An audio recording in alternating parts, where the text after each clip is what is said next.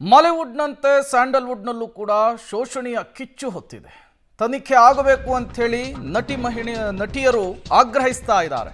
ಸ್ಯಾಂಡಲ್ವುಡ್ನಲ್ಲಿ casting ಕೌಚ್ನ ಬಿರುಗಾಳಿ ಜೋರಾಗಿದೆ. CM Siddaramaiah ಅವರನ್ನ ಭೇಟಿಯಾಗಿದ್ದಾರೆ fire ಸಂಘಟನೆಯ ಸದಸ್ಯರು. ಕಾವೇರಿ ನಿವಾಸದಲ್ಲಿ ಭೇಟಿಯಾಗಿ ಮನವಿ ಪತ್ರವನ್ನು ಕೂಡ ಸಲ್ಲಿಕೆ ಮಾಡಿದ್ದಾರೆ. ನಟ ಚೇತನ್ ನೇತೃತ್ವದ ನಿಯೋಗದಿಂದ ಸಿಎಂ ಭೇಟಿ ಮಾಡಲಾಗಿದೆ. ಚಿತ್ರರಂಗದಲ್ಲಿ ಮಹಿಳೆಯರ ಮೇಲೆ ಲೈಂಗಿಕ ದೌರ್ಜನ್ಯದ ಆರೋಪ, ದೌರ್ಜನ್ಯದ ತಡೆಗೆ ನ್ಯಾಯಾಧೀಶರ ನೇತೃತ್ವದ ಸಮಿತಿ ರಚನೆ ಆಗಬೇಕು ಅಂಥೇಳಿ ಆಗ್ರಹಿಸ್ತಾ ಇದ್ದಾರೆ. ನಟ ಚೇತನ್, ನಟಿ ಶ್ರುತಿ ಹರಿಹರನ್, ನೀತು ಸೇರಿ ಹಲವರು ಭೇಟಿ ಮಾಡಿದ್ದಾರೆ. ಆ ಫೋಟೋವನ್ನು ಕೂಡ ನೀವು ಗಮನಿಸ್ತಾ ಇದ್ದೀರಿ. ಒಂದು ಸಂಘಟನೆಯನ್ನು ಮಾಡಿಕೊಂಡಿದ್ದಾರೆ ಫೈರ್ ಅಂಥೇಳಿ, film industry for rights and equality ಅಂಥೇಳಿ ಈ ಸಂಘಟನೆಯ ಹೆಸರು. ಲೈಂಗಿಕ ದೌರ್ಜನ್ಯವನ್ನು ತಡಿಬೇಕು, ಮಹಿಳೆಯರ ಮೇಲಾಗ್ತಾ ಇರುವಂತಹ ಶೋಷಣೆಯನ್ನು ನಿಯಂತ್ರಿಸಬೇಕು ಸ್ಯಾಂಡಲ್ವುಡ್ನಲ್ಲಿ ಅಂಥೇಳಿ ನಿವೃತ್ತ ನ್ಯಾಯಾಧೀಶರ ನೇತೃತ್ವದಲ್ಲಿ ಒಂದು ಸಮಿತಿಯನ್ನು ರಚನೆ ಮಾಡಬೇಕು ಅಂಥೇಳಿ ಆಗ್ರಹಿಸ್ತಾ ಇರುವಂಥದ್ದು. ಈಗಾಗಲೇ ಕೇರಳದಲ್ಲಿ ಹೇಮಾ ಸಮಿತಿಯನ್ನು ರಚನೆ ಮಾಡಲಾಗಿತ್ತು. 235 ಪುಟಗಳ ವರದಿಯನ್ನು ಕೊಟ್ಟಿತ್ತು. ಅದು ಈ ಮಾಲಿವುಡ್ನಲ್ಲಿ ಲೈಂಗಿಕ ಕಿರುಕುಳದ ಹಿಂಸೆಯನ್ನು ಅನಾವರಣಗೊಳಿಸುವಂತಹ ಕೆಲಸ ಆಯಿತು. ಅಲ್ಲಾಗ್ತಾ ಇರುವಂತಹ ಬೆಳವಣಿಗೆಗಳನ್ನು ನಾವು ಗಮನಿಸ್ತಾ ಇದ್ದೀವಿ. ಈ ಬೆನ್ನಲ್ಲೇ ಸ್ಯಾಂಡಲ್ವುಡ್ನಲ್ಲೂ ಕೂಡ ಲೈಂಗಿಕ ದೌರ್ಜನ್ಯದ ಕೂಗು ಕೇಳಿ ಬಂದಿರುವಂಥದ್ದು. ತನಿಖೆ ಆಗಬೇಕು ಅಂಥೇಳಿ 153 ಜನರು ಪತ್ರವನ್ನು ಈಗ ಮುಖ್ಯಮಂತ್ರಿಗಳಿಗೆ ತಲುಪಿಸುವಂತಹ ಕೆಲಸ ಆಗಿದೆ. ನಮ್ಮ ಜೊತೆಗೆ ನಟಿ ಶ್ರುತಿ ಹರಿಹರನ್ ಇದ್ದಾರೆ. ಮೊದಲೇದಾಗಿ ಇವತ್ತು ಸಿಎಂ ಭೇಟಿ ಆದ್ರಿ, ಫೈರ್ ಸಂಸ್ಥೆ ಮೂಲಕ ಒಂದು ಮನವಿಯನ್ನ ಮಾಡಿದ್ರೆ ಏನಂತ ಹೇಳಿದ್ರು ಸರ್? ನಾವು ಈ ಥರ ಒಂದು ಕಮಿಟಿ, ಹೇಮಾ ಕಮಿಟಿ ಥರ ಒಂದು ಕಮಿಟಿ ಬೇಕು to try and make the environment, the film industry happier and safer for women and men ಅಂತ ಹೇಳಿದ್ದೀವಿ. ಮನವಿಯನ್ನು ಸ್ವೀಕರಿಸಿ ಸಿಎಂ ಏನಂತ ಹೇಳಿದ್ರು, ನಿಮಗೆ ಏನಂತ ಇದನ್ನು ಡೀಟೇಲ್ ಆಗಿ ಚರ್ಚೆ ಮಾಡಬೇಕು, ಸೊ ಅದಕ್ಕೆ ಮತ್ತೆ ಇನ್ನೊಂದ್ಸತಿ ಮೀಟಿಂಗ್ ಕುತ್ಕೊಳ್ಳೋಣ ಅಂದರು. ಮೇಡಮ್, ಈಗಾಗಲೇ ಈ ಮುಂದೆ ಒಂದು ಮೀಟು ಒಂದು ಏನು ಆರೋಪ ಮಾಡಿದ್ರಿ, ಸೊ ಅವತ್ತು ನೀವು ಗಟ್ಟಿಯಾಗಿ ಧ್ವನಿ ಎತ್ತಿದ್ರಿ, ಅವತ್ತು ನಿಮಗೆ ಒಂದು ಕೇಸಲ್ಲಿ ಹಿನ್ನಡೆ ಆಯ್ತು. ಈ ಫೈರ್ ಸಂಸ್ಥೆ ಮೂಲಕ ಈಗ ಒಂದು ಸಮಿತಿ ರಚನೆ ಆದಮೇಲೆ ನಿಮಗೆ ಒಂದು ನ್ಯಾಯ ಸಿಗುತ್ತೆ ಅಂತ ಏನಾದರೂ ಇದು ಇದೆಯಾ ಸರ್? ಇದರಲ್ಲಿ ಫೈರ್ ಇದಕ್ಕಿಂತ ಮುಂಚೆನೇ ಇತ್ತು ಆ್ಯಂಡ್ ನ್ಯಾಯದ ವಿಚಾರನೇ ಬರಲ್ಲ ಇಲ್ಲಿ. ಇದು ನಾವು ಇವತ್ತು ಬಂದಿರೋದು ಒಂದು ಕಮಿಟಿ ಸೆಟಪ್ ಮಾಡಿ ಇರೋವಂಥದ್ದು ವರ್ಕಿಂಗ್ ಕಂಡೀಷನ್ಸ್ನ ಇನ್ವೆಸ್ಟಿಗೇಟ್ ಮಾಡಬೇಕು, ಇದನ್ನು ಅನ್ನೋ ಅಷ್ಟೇ ನಾವು ಬಂದಿರೋದು. ಇದಕ್ಕೆ ನ್ಯಾಯ, ಅನ್ಯಾಯ, ಲೈಂಗಿಕ ಕಿರುಕುಳ ಇದು ಯಾವುದು ನಾವು ಚರ್ಚೆ ಮಾಡ್ತಿಲ್ಲ ಸದ್ಯಕ್ಕೆ. ಈ ಒಂದು ಕಮಿಟಿ ಸೆಟಪ್ ಆದ ನಂತರ ಕ್ಲೋಸ್ ಡೋರ್ಸಲ್ಲಿ ಈ ಒಂದು ಇನ್ವೆಸ್ಟಿಗೇಷನ್ ನಡೆಯುತ್ತೆ. ಸಾಕಷ್ಟು ಜನ ಹೆಣ್ಮಕ್ಳು, ಗಂಡಸರು, ಪ್ರೊಡಕ್ಷನ್ ಹೌಸಸ್ ಎಲ್ಲರೂ ಬಂದು ಅವ್ರವ್ರ ಪ್ರಾಬ್ಲಮ್ಸ್ಗಳು ಬಂದು ಹೇಳ್ಕೋಬಹುದು. ಆ್ಯಂಡ್ ಇದು ಗವರ್ಮೆಂಟ್ ಸಪೋರ್ಟೆಡ್ ಬಾಡಿ, ಸೊ ಅದಕ್ಕೆ ಇನ್ನೊಂಚೂರು ಜಾಸ್ತಿನೇ ಕ್ರೆಡಿಬಿಲಿಟಿ ಇರುತ್ತೆ. So I am looking at the future with a lot of hope, YONO. ಈಗಾಗಲೇ ಮಲಯಾಳಂ ಇಂಡಸ್ಟ್ರಿಯಲ್ಲಿ ಹೇಮಾ ವರದಿ ರಚನೆ ಆಯಿತು, ಸೊ ಅದೇ ರೀತಿಯಾದಂಥ ಒಂದು ಸಮಿತಿ ನಮ್ಮ ಕನ್ನಡದಲ್ಲೂ ಆಗಬೇಕು ಅನ್ನೋದು ನಿಮ್ಮ ಒಂದು ಒತ್ತಾಯ. ಸೊ ಎಷ್ಟು ಭರವಸೆ ಇದೆ? ತುಂಬ ಭರವಸೆ ಇದೆ ಸರ್, ತುಂಬ ಭರವಸೆ ಇದೆ. ತುಂಬ ಏನು ಹೇಳೋದು, ಉತ್ಸಾಹದಿಂದ ನಾನು ಕಾಯ್ತಾ ಇದ್ದೀನಿ ದಟ್ ನಮ್ಮ ಗೌರ್ಮೆಂಟ್ ಕೂಡ ನಮ್ಮನ್ನು ಸಪೋರ್ಟ್ ಮಾಡುತ್ತೆ ಅಂತ. ಯಾವ್ಯಾವ ರೀತಿಯಾದಂಥ ಒಂದು ಇಂಡಸ್ಟ್ರಿಯಲ್ಲಿ ಆದಂಥ ಸಮಸ್ಯೆಗಳನ್ನು ನೀವೀಗ ಸಿಎಂ ಮುಂದಿಟ್ಟಿರ್ತಕ್ಕಂಥದ್ದು ನಿಮ್ಮ ವರದಿಯಲ್ಲಿ ಅವರಿಗೆ ಸಲ್ಲಿಸಿರ್ತಾರೆ? Right sir, basic facilities like washroom facility, safe transportation ಹೆಣ್ಮಕ್ಳಿಗೆ, ಆ್ಯಂಡ್ ಇದು ಬರೀ ಆ್ಯಕ್ಟ್ರೆಸಸ್ಗೆ ಸೀಮಿತ ಅಲ್ಲ, ಜೂನಿಯರ್ ಆರ್ಟಿಸ್ಟ್ಗಳಾಗಬಹುದು, ಡಾನ್ಸರ್ಸ್ಗಳು ಎಷ್ಟೋ ಜನ ಹೆಣ್ಮಕ್ಳಿದ್ದಾರೆ, ಇವ್ರಿಗೆಲ್ಲ ಕೂಡ ಬೇರೆ ಬೇರೆ ರೀತಿಯ ಸಮಸ್ಯೆಗಳಿರುತ್ತೆ. ಫಾರ್ ಎಕ್ಸಾಂಪಲ್ ಊಟದ ವಿಚಾರದಲ್ಲೂ ಕೂಡ ಕೆಲವೊಂದು ಸತಿ ನಾವು ಭೇದ ಭಾವ ಮಾಡ್ತೀವಿ. ಸೊ ಇದು ಯಾವುದು ಭೇದ ಭಾವ ಮಾಡದೆ ನಮ್ಮ ಇಂಡಸ್ಟ್ರಿನ ಹೇಗೆ ನಾವು ಈಕ್ವಾಲಿಟಿ ರೀತಿಯಲ್ಲಿ ಸಮಾನತೆ ಆಗಿ ನಾವು ಹೇಗೆ ಅದನ್ನು ಟ್ರೀಟ್ ಮಾಡಬಹುದು ಅನ್ನೋದೇ ನಮ್ಮ ಪ್ರಯತ್ನ ಸರ್. ಪದೇ ಪದೇ ಈಗ ಅಂದರೆ ಇಂಡಸ್ಟ್ರಿಯಲ್ಲಿ ಲೈಂಗಿಕ ದೌರ್ಜನ್ಯ ಬಗ್ಗೆ ನೀವೊಬ್ಬರೇ ಗಟ್ಟಿಯಾಗಿ ದನಿ ಎತ್ತಾ ಇದ್ದೀರಾ. ಸೊ ಇನ್ನೊಂದು ಉಳಿದರೂ ಈಗ ದನಿ ಎತ್ತೋದಕ್ಕೆ ಮುಂದೆ ಬರ್ತಾ ಇಲ್ಲ, ಯಾಕೆ ಹೆದರ್ಕೋತಾ ಇದ್ದಾರೆ, ಏನು ಇದೆ? ಸದ್ಯಕ್ಕೆ ಅದರದ್ದು ಅವಶ್ಯಕತೆನೇ ಇಲ್ಲ ಅಂತ ಹೇಳ್ತೀನಿ ಸರ್. ಬಿಕಾಸ್ ನನ್ನ ಪ್ರಕಾರ ನಮ್ಮ ಇಂಡಸ್ಟ್ರಿ ಇನ್ನೊಂಚೂರು ಜಾಸ್ತಿನೇ ಸೇಫ್ ಆಗಿದೆ. ಆ್ಯಂಡ್ ಸದ್ಯಕ್ಕೆ ಅದ್ರ ಬಗ್ಗೆ ಮಾತಾಡೋ ಒಂದು ಸಿಚುವೇಶನ್ ಅಲ್ಲ ಇದು. ಸಾಕಷ್ಟು ಸೆಲೆಬ್ರಿಟಿಗಳೀಗ ಸುದೀಪ್ ಸರ್ ಆಗಿರ್ಬೋದು, ರಮ್ಯಾ ಅವರಾಗಿರ್ಬೋದು, ಸಾಕಷ್ಟು ಜನ ನಿಮ್ಮ ಈಗ ಬೆಂಬಲಕ್ಕೆ ನಿಂತಿದ್ದಾರೆ, ಅವರು ಕೂಡ ಸಹಿ ಹಾಕಿದ್ದಾರೆ ಈ ವರದಿಗೆ.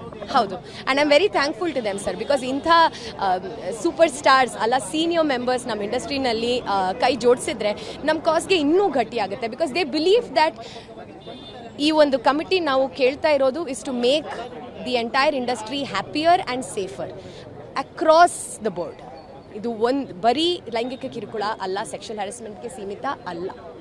ಇದು ಅಕ್ರಾಸ್ ದ ಬೋರ್ಡ್ ಯಾವ್ಯಾವ ರೀತಿಯಲ್ಲಿ ನಾವು ನಮ್ಮ ಇಂಡಸ್ಟ್ರಿನ ನಮ್ಮ ಹೆಣ್ಮಕ್ಳಿಗೆ ಹೇಗೆ ಸೇಫ್ ಮಾಡಬಹುದು, ಬೆಟರ್ ಮಾಡಬಹುದು ಅನ್ನೋ ಒಂದೇ ಪ್ರಯತ್ನ. ಆ್ಯಂಡ್ ಅದಕ್ಕೆ ಅವ್ರು ಕೈ ಜೋಡಿಸಿದ್ದಾರೆ. ಈ ಸಮಿತಿ ಏನಾದರೂ ರಚನೆ ಆಗದೇ ಇದ್ರೆ ನಿಮ್ಮ ಮುಂದಿನ ನಡೆ ಏನಾಗಿರುತ್ತೆ? ಆ ಥರ ನಾವು ಯೋಚನೆ ಮಾಡೋಕ್ಕೆ ಹೋಗಲಿಲ್ಲ. ಇದು 100% ರಚನೆ ಆಗುತ್ತೆ ಅನ್ನೋ ನಂಬಿಕೆ ನನಗಿದೆ. ಮಲಯಾಳಂ ಚಿತ್ರರಂಗದ ಕರಾಳ ಮುಖವನ್ನು ಜಸ್ಟಿಸ್ ಹೇಮಾ ಕಮಿಟಿ ಕೂಡ ಬಯಲು ಮಾಡಿದೆ. ಇದು ಸಾಕಷ್ಟು ಸಂಚಲನವನ್ನು ಕೂಡ ಉಂಟು ಮಾಡಿದೆ. ಕರ್ನಾಟಕದಲ್ಲಿಯೂ ಕೂಡ ಜಸ್ಟಿಸ್ ಹೇಮಾ ಅವರ ಕಮಿಟಿಯಂತೆ ಇಲ್ಲಿಯೂ ಕೂಡ ನಿವೃತ್ತ ನ್ಯಾಯಾಧೀಶರ ಕಮಿಟಿ ರಚನೆ ಆಗಬೇಕು ಎನ್ನುವಂಥ ಒತ್ತಾಯ ಕೂಡ ಕೇಳಿಬರ್ತಾ ಇದೆ. ಇವತ್ತು ಸಿಎಂಗೆ ಫೈರ್ ಕಮಿಟಿಯವರು ಕೂಡ ಮನವಿಯನ್ನು ಮಾಡಿದ್ದಾರೆ. ಇನ್ನು ಈ ಬಗ್ಗೆ ಮಾತನಾಡಲಿಕ್ಕೆ ಸ್ಯಾಂಡಲ್ವುಡ್ನ ನಟಿಯಾಗಿರ್ತಕ್ಕಂತಹ ನೀತು ಅವರು ಇದ್ದಾರೆ. ಅವ್ರನ್ನೇ ಮಾತನಾಡ್ತಾ ಹೋಗ್ತೇನೆ. ಮೇಡಮ್, ಕರ್ನಾಟಕದಲ್ಲಿ ಯಾಕೆ ಈ ಕಮಿಟಿ ಬೇಕು ಅಂತ ಹೇಳ್ತೀನಿ? ಐ ಥಿಂಕ್ ಎಲ್ಲ ಕಡೆನೂ ಬೇಕು, ಬರೀ ಕರ್ನಾಟಕದಲ್ಲಿ ಅಂತಲ್ಲ. ಫಿಲ್ಮ್ ಇಂಡಸ್ಟ್ರಿ ಅನ್ನೋದು ನಾವು ಹೇಗಿತ್ತು ಅಂತಂದ್ರೆ ಎಲ್ಲರೂ ಒಂದು ಫ್ಯಾಮಿಲಿ ತರ ಅಂತಾನೆ ನಾವು ಕೆಲಸ ಮಾಡ್ತಾ ಇದ್ವಿ. ಬಟ್ ಡೆಫಿನೆಟ್ಲಿ ಎಲ್ಲ ಕಡೆನೂ ಒಂದು ಚೆಕ್ ಪಾಯಿಂಟ್ ಅಂತ ಇರಬೇಕಲ್ವಾ. ಸೊ ನಮ್ಮ ಗುರಿ ಇರೋದು ಮೇನ್ಲಿ ದಟ್ ವಿಮೆನ್ ಸೇಫ್ಟಿ. ಅದನ್ನ ಯಾರು ಅಲ್ಲಗಳಿಯಕ್ಕಾಗಲ್ಲ. ಯಾಕ್ರಿ ವಿಮೆನ್ ಸೇಫ್ಟಿ ಬೇಕು ಅಂತ ಕೇಳಿದ್ರೆ ಅದಕ್ಕೆ ಅರ್ಥ ಇರೋದಿಲ್ಲ. So definitely women safety main. ಕಲಾವಿದರಾಗಿರ್ಬೋದು, hair stylist, dancers, singers, everybody included.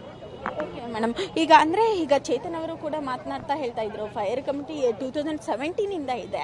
ಇವಾಗ ಧ್ವನಿಯನ್ನ ಎತ್ತಲಿಕ್ಕೆ ಏನು ಮೇಜರ್ ಕಾರಣ? ಇಲ್ಲ ಮೇಡಮ್, ನಾವು 2017 ಶ್ರುತಿ ಅವರಾಗ್ಲಿ ಯಾರಾಗ್ಲಿ ತುಂಬಾ ಜನ ಮಾತಾಡಿದ್ದಾರೆ. ನಾನು ಆವಾಗ್ಲೂ ಮಾತಾಡಿದ್ದೆ. ಬಟ್ ನಮ್ಮ ವಾಯ್ಸ್ ಅವಾಗ ರೇಸ್ ಮಾಡಿದಾಗ ಅದನ್ನ ಹಾಗೆ ತಣ್ಣಗೆ ಮಾಡ್ಲಿಕ್ಕಾಯ್ತು. ಸೊ ಹಾಗಾಗಿ ನಾವು ಹೇಳ್ತಿರೋದು ಆ ಟೈಮಲ್ಲೂ ನಾವು ಮಾಡಿದೀವಿ. In fact even before Malayalam industry ನಾವೆಲ್ಲರೂ ಮಾತಾಡಿದೀವಿ, ಇಲ್ಲ ಅಂತಲ್ಲ. ಬಟ್ ಎಸ್, ಇವಾಗ ಮತ್ತೆ ಜೀವ ಬಂದಿದೆ. So I am happy about that. Okay madam, ಈಗ ಸಿಎಂ ಅವರು ಏನ್ ರಿಯಾಕ್ಷನ್ ಕೊಟ್ಟರು? ಯಾವಾಗಿಂದ ಜಾರಿ ಆಗುತ್ತೆ ಅಂದ್ರು? ಏನ್ ಹೇಳಿದ್ರು? ಸೊ ಅವ್ರು ತಗೊಂಡ್ರು, ನಾವು ಕೊಟ್ಟಿರೋ ಇದನ್ನ ತಗೊಂಡು ಅವ್ರು ಹೇಳಿದ್ರು ಏನಂತಂದ್ರೆ ನನಗೆ ಓದಿದ್ದೀನಿ, ನನಗೆ ಗೊತ್ತು ಇದ್ರ ಬಗ್ಗೆ. ಬಟ್ ನಾವು ಮತ್ತೆ ಇನ್ನೊಂದ್ಸಲ 2017 ಒಂದು ಕಮಿಟಿ ಇತ್ತು, film industry for rights and equality ಅಂತೇಳಿ, ಫೈರ್ ಅನ್ನುವಂತಹ ಕಮಿಟಿ. ಆ ಕಮಿಟಿ ಈಗ 153 ಜನರ ಸಹಿ ಉಳ್ಳಂತಹ ಒಂದು ಪತ್ರವನ್ನು ಮುಖ್ಯಮಂತ್ರಿಗಳಿಗೆ ತಲುಪಿಸುವಂತಹ ಕೆಲಸ ಮಾಡಿದೆ. ನಿವೃತ್ತ ನ್ಯಾಯಾಧೀಶರ ನೇತೃತ್ವದಲ್ಲಿ ಸಮಿತಿಯನ್ನು ರಚಿಸಬೇಕು, ಇಂಡಸ್ಟ್ರಿಯಲ್ಲಿ ಮಹಿಳೆಯರು ಅನುಭವಿಸ್ತಾ ಇರುವಂತಹ ಸಮಸ್ಯೆಗಳ ಬಗ್ಗೆ ಗಮನ ಹರಿಸಬೇಕು ಅನ್ನುವಂತಹ ಒಂದು ಮನವಿಯನ್ನು ಮಾಡಿಕೊಂಡಿದ್ದಾರೆ. ಈ ಮನವಿಗೆ ಸಕಾರಾತ್ಮಕವಾಗಿ ಸಿಎಂ ಸ್ಪಂದಿಸಿದ್ದಾರೆ ಅನ್ನೋದು ಕೂಡ ಸಿಎಂ ಭೇಟಿ ಬಳಿಕ ಅವರು ಕೊಡ್ತಾ ಇದ್ದಂತಹ ಹೇಳಿಕೆಯಲ್ಲಿತ್ತು. ನಾನು ಹಿಂದೆ ಒಂದು ಮೀಟು ಪ್ರಕರಣದಲ್ಲಿ ಮಾತಾಡಿದೆ. ನಡ್ದಂಗೆ ಹೇಳಿದ್ರೆ ಬಂದು ಎದೆ ಮೇಲೆ ಹೊಡೆದ್ರಂತೆ ಅಂತ ಹೇಳ್ತಾರಲ್ಲ, ಅದು ನನ್ ಜೊತೆನೂ ನಡೆದಿದೆ. ನನ್ ಜೊತೆ ನಡೆದಿದ್ದು ಬೇರೆ ಯಾರ ಜೊತೆನೂ ನಡಿಬಾರ್ದು. ನೋಡಿ, Kannada industry is not a bad place. ನಿರ್ದೇಶಕರಾಗಿರ್ಬಹುದು, ನಿರ್ಮಾಪಕರಾಗಿರ್ಬಹುದು, ಅವರೆಲ್ಲರೂ ಒಳ್ಳೆ ಪರಿವಾರಗಳಿಂದ ಅಂಡ್ ಸೀಮೆನಲ್ಲೇ ಎಲ್ಲಾರು ಇರ್ತಾರೆ. ಒಕ್ಕೂಟದಲ್ಲಿ ಇಲ್ದೇ ಇರೋರು ಪಾಪ ಯಾರೋ ಹುಡುಗಿ ಹೀರೋಯಿನ್ ಆಗ್ಬೇಕು ಅಂತ ಅನ್ಕೊಂಡಿರ್ತಾಳೆ. ನಾನ್ ನಿನಗೆ ಬ್ರೇಕ್ ಕೊಡ್ತೀನಿ ಅಂತ, ನಾನು ಆ ಫಿಲ್ಮ್ ಫೈನಾನ್ಸ್ ಮಾಡಿದೀನಿ, ಈ ಫಿಲ್ಮ್ ಫೈನಾನ್ಸ್ ಮಾಡಿದೀನಿ ಅಂತ ಹೇಳ್ತಾರೆ. ಆಕ್ಚುಲಿ ಅವ್ರು ಏನು ಫೈನಾನ್ಸ್ ಮಾಡಿರಲ್ಲ. ಯಾಕೆ ಅವ್ರಿಗೆ ತಲುಪಿಸ್ತಾ ಇದೀವಿ ಅಂದ್ರೆ, ಇತ್ತೀಚೆಗೆ ನೀವೆಲ್ಲರೂ ಕೇಳಿರೋ ಹಾಗೆ ಜಸ್ಟಿಸ್ ಹೇಮಾ ಕಮಿಟಿ ರಿಪೋರ್ಟ್ ಹೊರಗಡೆ ಬಂತು ಮಲಯಾಳಂ ಇಂಡಸ್ಟ್ರಿಯಲ್ಲಿ. ಅದಕ್ಕೋಸ್ಕರ ಇದನ್ನ ಮಾಡ್ತಿದೀವಿ ಅಂತಲ್ಲ. ಹಲವಾರು ವರ್ಷಗಳ ಹಿಂದೆ ಕನ್ನಡ ಇಂಡಸ್ಟ್ರಿಯಲ್ಲೂ ಸಹ ಮೀಟು ವಿಷಯದಲ್ಲಿ ಸುಮಾರು ಜನ ತಮ್ಗಾದಂತ ಸೆಕ್ಷುವಲ್ ಹರಾಸ್ಮೆಂಟ್ಸ್ ಆಗಿರ್ಬೋದು, ಅಥವಾ ಅವ್ರಿಗಾದಂತ ಒಂದು ಡಿಸ್ಕಂಫರ್ಟ್, ಇಂಡಸ್ಟ್ರಿಲಿ ಸೇಫ್ಟಿ ಇಲ್ದೇ ಇರುವಂತ ವಿಷಯಗಳು, ಇದೆಲ್ಲ ಹೊರಗಡೆ ಬಂತು. ಸೊ ಇದನ್ನೆಲ್ಲ ತಡೆಗಟ್ಟಬೇಕು ಅಂತ ಆಗ್ಲಿಂದಾನೇ ಫೈರ್ ಸಂಸ್ಥೆ ಕಡೆಯಿಂದ ಹಾಗೂ ಹೆಚ್ಚು ನಟಿಯರಾಗ್ಲಿ ಅಥವಾ ನಮ್ಮ ಸಿನಿಮಾ ಇಂಡಸ್ಟ್ರಿ ಅವರು ಇದ್ರ ಕಡೆ ಕೆಲಸ ಮಾಡ್ತಾನೆ ಇದ್ರು. ಅಂಡ್ ಅದು ಅಷ್ಟು ಸಫಲ ಆಗದಿದ್ರು ಒಂದು ಅವೇರ್ನೆಸ್ ಅನ್ನೋದು ಕ್ರಿಯೇಟ್ ಆಗಿತ್ತು. ಬಟ್ ಈಗ ಜಸ್ಟಿಸ್ ಹೇಮಾ ಕಮಿಟಿ ರಿಪೋರ್ಟ್ ಬಂದ ನಂತರ ನಮಗೂ ಒಂದು, ನಮ್ಮ ಕನ್ನಡ ಇಂಡಸ್ಟ್ರಿಗೂ ಒಂದು, ನಮ್ಮ ಒಂದು ರಕ್ಷಣೆಗೋಸ್ಕರ ಅಥವಾ ನಮ್ಮ ಹೆಣ್ಣು ಮಕ್ಕಳಿಗೆ ಅಥವಾ ಗಂಡು ಮಕ್ಕಳಿಗೆ, ಹೆಣ್ಮಕ್ಳಿಗೆ ಮಾತ್ರ ಅಂತ ಅಲ್ಲ ಇಲ್ಲಿ ಸೇಫ್ಟಿ ಇಲ್ಲದೆ ಇರೋದು, ಪ್ರತಿಯೊಬ್ಬರಿಗೂ ಒಂದು ಸೇಫ್ ವರ್ಕ್ ಎನ್ವೈರನ್ಮೆಂಟ್ ಅನ್ನೋದು ಒಂದು ಕ್ರಿಯೇಟ್ ಆಗಬೇಕು ಅನ್ನೋದು ನಮ್ಮ ಮೊದಲನೇ ಒಪಿನಿಯನ್, ನಮ್ಮ ಮೊದಲನೇ ಉದ್ದೇಶ. ಸೊ ಈಗ ಇಲ್ಲೂ ಒಂದು ಇದೇ ರೀತಿ ಕಮಿಟಿಯನ್ನ ನಮ್ಮ ಗವರ್ಮೆಂಟ್ ಮಾಡಿಕೊಟ್ರೆ ಇದು ತುಂಬಾನೇ ಹೆಲ್ಪ್ ಆಗುತ್ತೆ. ಯಾಕೆಂದ್ರೆ ನಾಳೆ ಬರುವಂತ ಪೀಳಿಗೆಗಳಿಗೆ, ನಾಳೆ ಬರುವಂತ ಆಕ್ಟರ್ಸ್ ಆಕ್ಟ್ರೆಸಸ್ಗಳಿಗೆ ಇದೊಂದು ಸೇಫ್ ವರ್ಕ್ ಎನ್ವೈರನ್ಮೆಂಟ್ ಆಗಲಿ ಅಂತ. ಮತ್ತೆ ಇರುವಂತ ಇನ್ಇಕ್ವಾಲಿಟಿ ಬಗ್ಗೆನೂ ನಾನು ಹೇಳಕ್ ಇಷ್ಟಪಡ್ತೀನಿ. ಸರ್, ಈ ಅಂತೆಗಂತೆಗಳನ್ನ ನಾವು ಬಹಳಷ್ಟು ವರ್ಷದಿಂದ ಕೇಳ್ತಾ ಇದ್ದೀವಿ, ಇದು ಹೊಸದಲ್ಲ.